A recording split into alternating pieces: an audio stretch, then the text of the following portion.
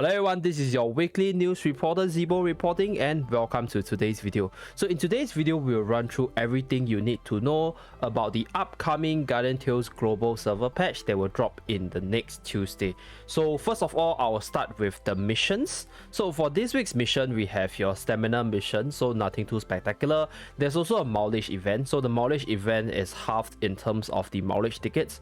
So that's 5 mileage tickets for every 20 summons on equipments as well as heroes up to a total of 80 summons.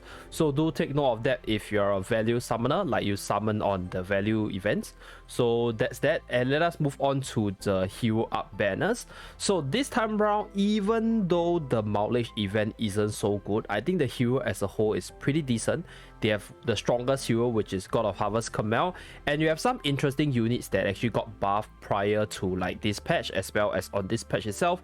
So we have Executive Red Hood Arrowbell, Autonomous Android Mark II, which is seeing more use on the KR server. We also have Dancing Archer Tinia, who also received the super costume, and we also have Idol Captain Eva, who is consistently seeing use within the Colosseum once in a while if you need a basic team support. Next up, we have the event. So the event is Let's Go Bingo Machine.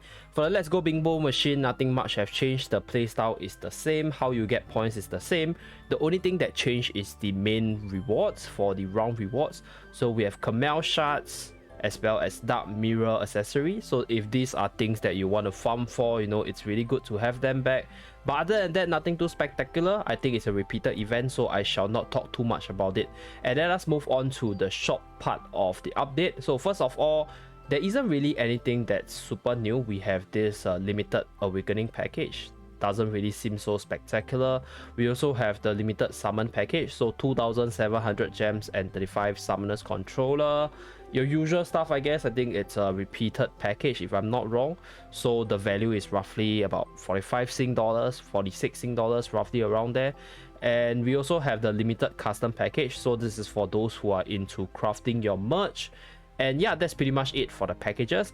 Next up, let's move on to the hero costume as well as the equipment costumes. So the two new hero costumes are Death Angel Arrowbell as well as Dirt Bike Racer Mark II. So none of this is a collection for anything. So if you guys are into stats and stuff, this is not so important. But if you're into Arrowbell or into Mark II specifically, I think these two costumes are pretty nice. And I think for Battle Angel Orca and Death Angel Arrowbell, they will eventually finish up the set with future heroes, I guess, because of the angel tag over here. So stay tuned for that. And for the equipment costumes, we have two new ones, which are Frozen Memories. Basically, you use an ice cube as your basket, probably for the Noxia ice golems, as well as the shooting star bow. So this shooting star bow, I think, is pretty neat. Most of the bow designs within the game are pretty nice, so just pick a poison, which one you like, just equip then. And for the super costume, obviously we have Starry Night Tinia, which I already uploaded a video and I'll link it in the description down below. If you guys want to see her effect, go and visit it. And yeah, that's pretty much it for the Camazon side. I think there isn't anything else. Yep, that's pretty much it. Let us move on to the next topic of discussion. So next up, we have one of the best features on this update, which is the party preset feature. Personally, this is my favorite update part, right? This is the part that provides a lot of convenience for a long-time player such as myself, because I do not have to switch between my cards, my accessories, my equipments for the different heroes when I do my raids, when I do my arena, when I do my Colosseum. So this is super duper helpful, and I made an in-depth video about this feature on another video, so I'll link it on the card above. Feel free to visit it if you're keen to find out more about the party preset feature. Lastly, we come to the last part of the video, which is the buffs and improvements to certain heroes in terms of stats as well as abilities. So first of all, we talk about the stats changes for different heroes at level 83. I'll begin with Arrowbell, as her HP got increased from 34,387 to 35,429. So that is roughly a 1,000 point increase, which I think is okay. It's not super major because her defenses are still really frail, but overall Arrowbell is gonna be even stronger in the arena because your HP multiplier will make her HP even more valuable.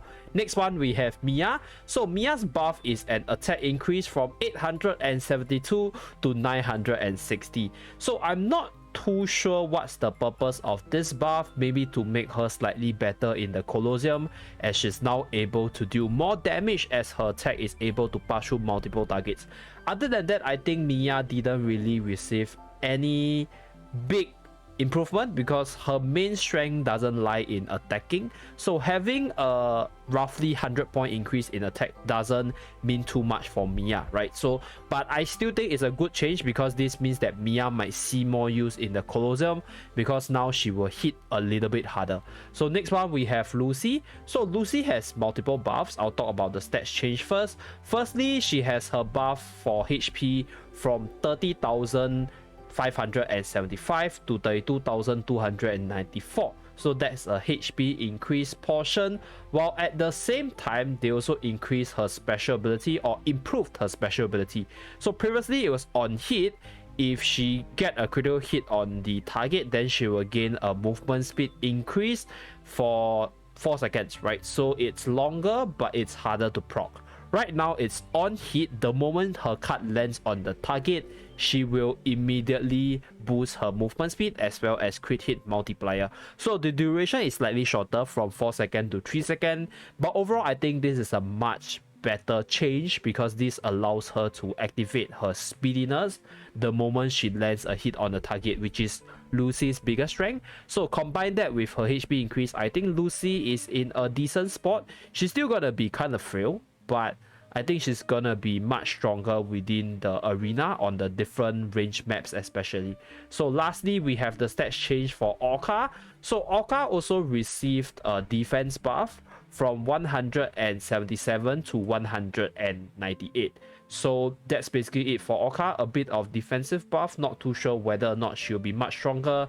But then again, Orca is more of a raid hero in my opinion. But I've seen people use her to great success, so I'll leave it to people to experiment her usage, and let us move on to the skills change portion. Okay, so for the skills portion, firstly we go through the Piltby's buff. Her chain skill got improved from dealing 0% DPS damage to 200% DPS damage when she lands her chain. So this is a major buff in my honest opinion, and as a Piltby user I'm super happy because in the past, even if you chain the opponent, you can't really kill them because you do not have any form of burst damage. But right now with this buff, I think Piltby is in a good position to come back to the meta of arena once again. And next up we have Marina. So Marina received quite a few buffs.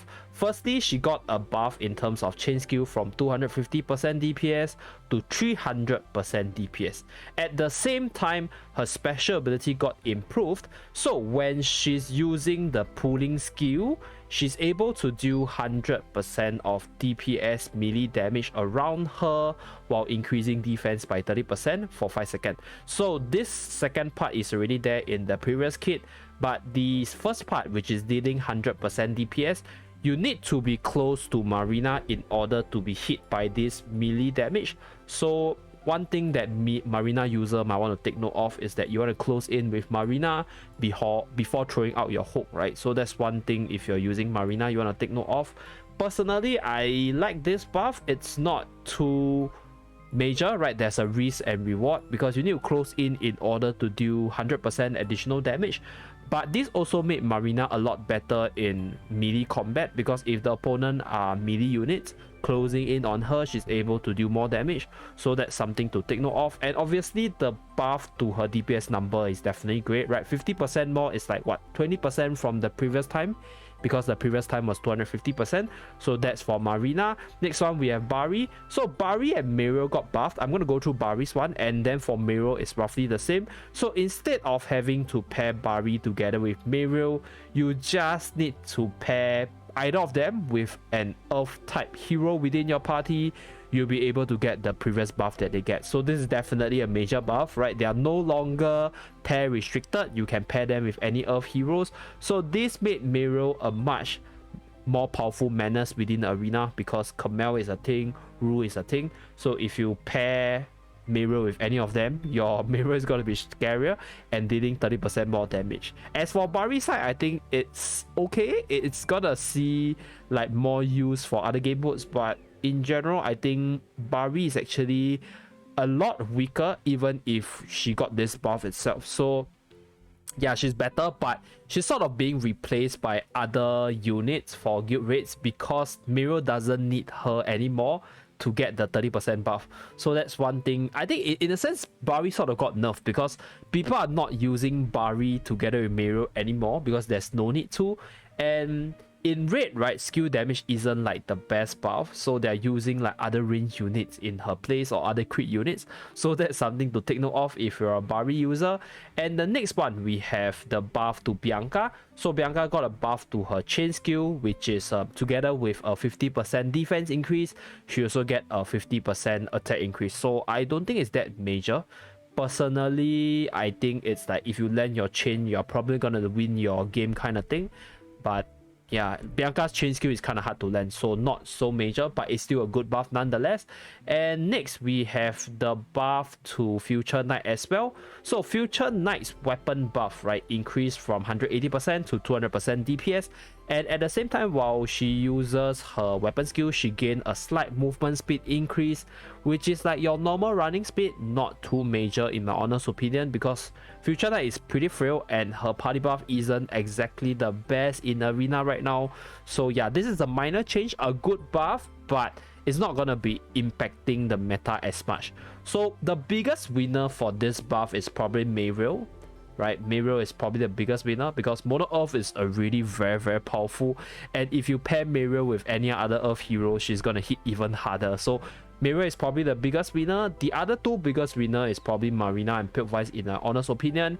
And I also talk about Lucy's buff as well. So Lucy's buff, her special ability improvement from on crit hit to crit hit, and the last unit that got buff is obviously Mark II. So for Mark II side, I can't really showcase Mark II's ability because Mark II's ability is a change in her attack range as well as the attack speed. So I do not have Mark II, but you guys can wait for my arena video for Mark II because I'm actually very curious to see how well she's performing because a lot of top KR players are starting to use Mark II.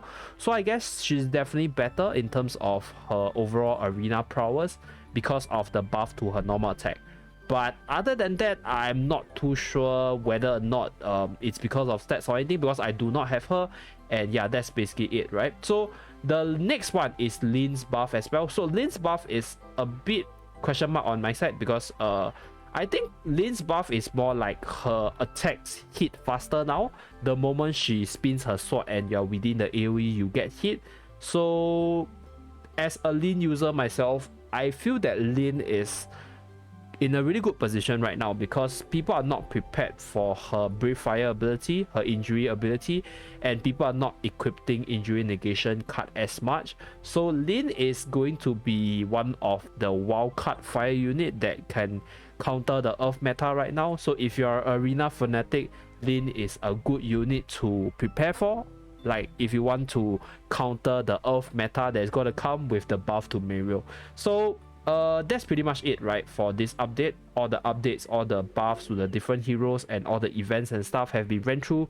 It's a relatively minor one, but I think a quality of life update as well as hero buffs to older heroes is definitely appreciated. They do not have to introduce like new heroes every 2 weeks because it's just gonna be like power creep on top of power creep on top of power creep. So yep, this is a good change of pace for myself, and thank you very much for watching. Do remember to like and subscribe in order to see more videos from this channel. I'll see you guys again in my next video. Bye guys.